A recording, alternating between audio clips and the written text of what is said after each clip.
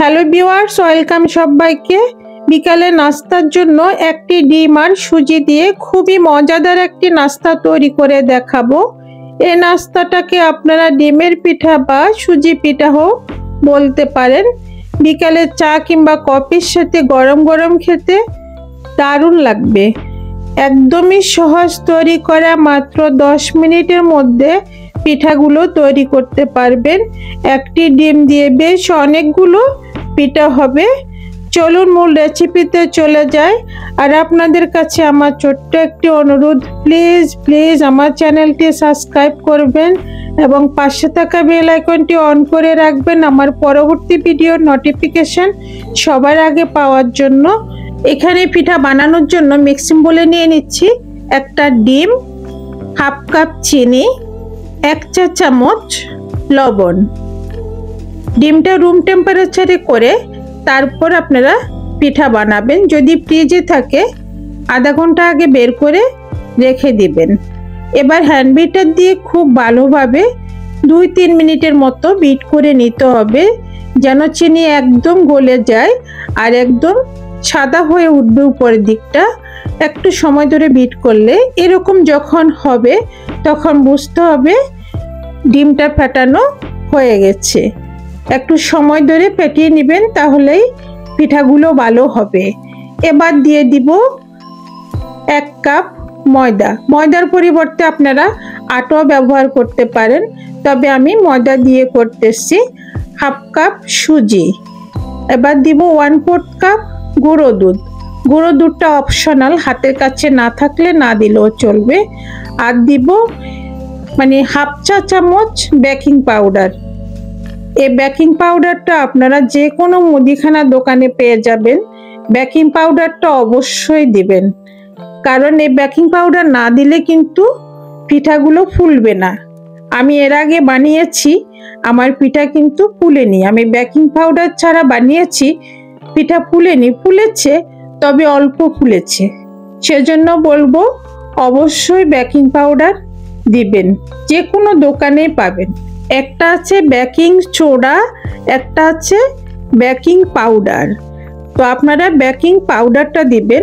অনেকেই মনে করে বেকিং সোডা আর বেকিং পাউডার এক, না এটা এক না। বেকিং পাউডার আর বেকিং সোডা দুটা আলাদা। মাখানো হয়ে গেছে।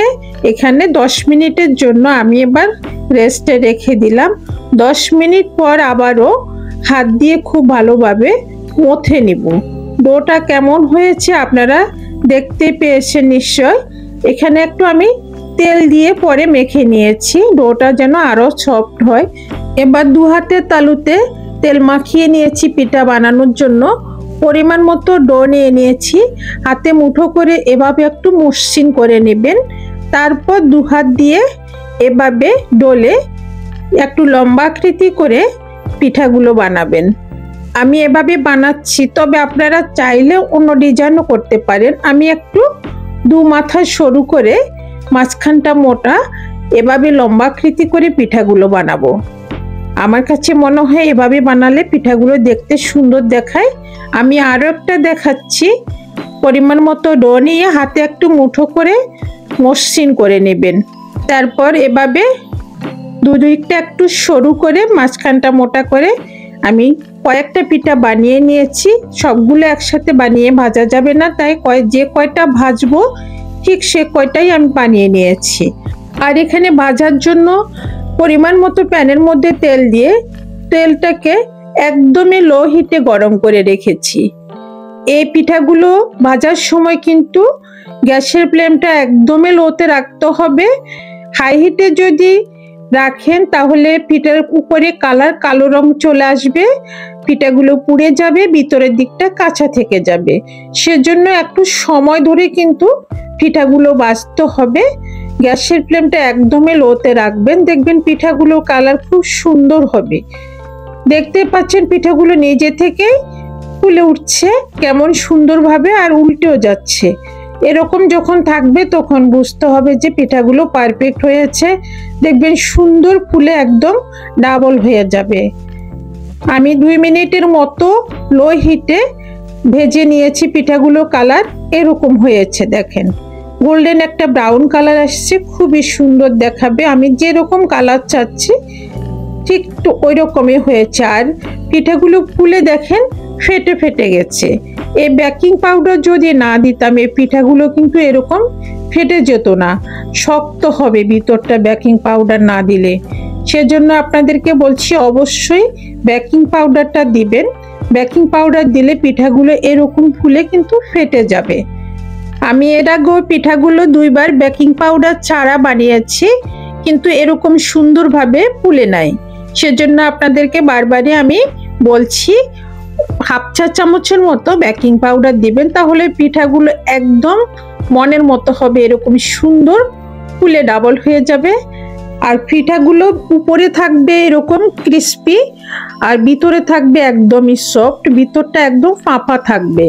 মানে এটা ফুলে তো দেখেন একটা ফেটে গেছে, ভিতরটা একদম ফাঁপা আছে।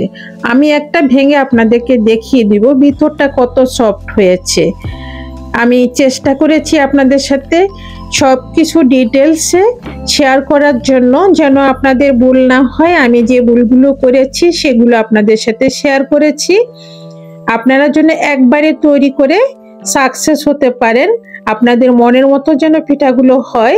সেজন্য আমি সবকিছু খুলে আপনাদের সাথে শেয়ার করেছি, বলেছি সবকিছু। তো আশা করছি রেসিপিটি আপনাদের সবার কাছে ভালো লাগবে। আবারও রিকোয়েস্ট করব, প্লিজ আমার চ্যানেলটি সাবস্ক্রাইব করবেন এবং পাশে থাকা বেল আইকনটি অন করে রাখবেন আমার পরবর্তী ভিডিও নোটিফিকেশন সবার আগে পাওয়ার জন্য। সবাইকে অনেক ধন্যবাদ।